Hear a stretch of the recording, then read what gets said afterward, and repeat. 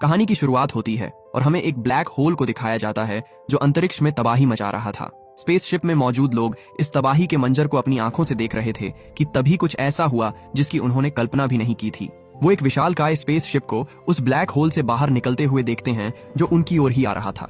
वो कुछ समझ पाते उससे पहले ही उस शिप ने उन पर हमला कर दिया, जिससे उनके कई लोग मारे जाते हैं। जल्द ही उनकी शिप को हैक करके उन्हें एक मैसेज भेजा गया जिसमें एक आदमी उन्हें कहता है कि हमारे कैप्टन तुम्हारे कैप्टन से बात करना चाहते हैं। अगर तुम अपनी जान बचाना चाहते हो तो फौरन उसे हमारे शिप पर भेजो। कोई और रास्ता न पाकर कैप्टन को उसके आगे घुटने टेकने पड़ते हैं, पर सरेंडर करने से पहले उन्होंने जॉर्ज कर्क नाम के लड़के को शिप की कमान सौंपी और कहा कि अब से तुम ही इसके कैप्टन हो, इसे हर हाल में सुरक्षित रखना।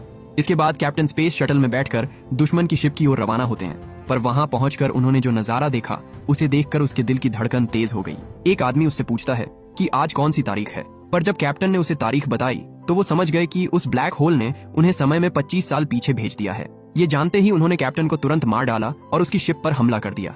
उनकी शिप जॉर्ज की शिप से हजारों गुना बड़ी थी, इसलिए जॉर्ज उनसे लड़ने के बजाय सभी की जान बचाने की सोचता है। उनका ध्यान भटकाकर जॉर्ज ने सबको एस्केप पॉड से बाहर भेज दिया, पर जब उसकी बारी आई तो शिप का ऑटो पायलट खराब हो गया, जिसका मतलब था कि अब उसे मैन्युअली ही शिप को ऑपरेट करना होगा।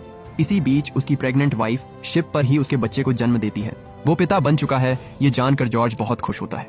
उसने अपने बेटे का नाम जेम्स कर्क रखा, पर वो उसकी आवाज सुन पाता उससे पहले ही उसकी शिप दुश्मन की शिप से टकरा गई, जिसमें उसकी मौत हो गई।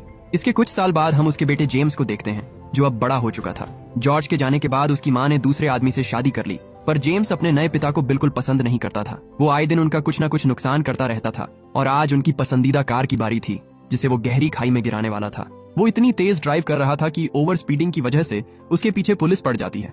उन्होंने उसे रुकने को कहा, पर जेम्स कहाँ किसी की सुनने वाला था। वो अपने डैड की कार को खाई में गिरा देता है और इस कोशिश में खुद भी मरते मरते बचा।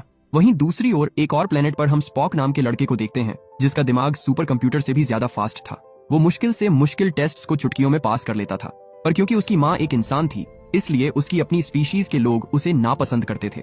जल्द ही वो बड़ा हो गया और उसने अपने प्लेनेट के सबसे मुश्किल टेस्ट को पास करके वल्कन साइंस एकेडमी में नौकरी के लिए अप्लाई किया, पर आधा इंसान होने की वजह से उसे यहाँ से भी निकाल दिया जाता है, और यही अपमान उसकी जिंदगी का सबसे बड़ा टर्निंग पॉइंट बन गया। उसने हार नहीं मानी और अपनी अलग पहचान बनाने का फैसला किया।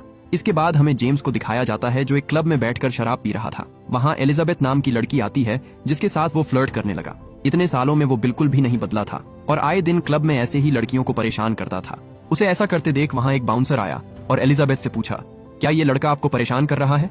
एलिजाबेथ, जो कोई झगड़ा नहीं चाहती थी, उसे कहती है, नहीं, सब ठीक है। पर इसके बावजूद भी वो बाउंसर नहीं मानता और अपने लोगों को जेम्स को धक्के मारकर बाहर फेंकने को कहता है। जेम्स बोला, तुम क्या, तुम्हारे जैसे 4 और भी आ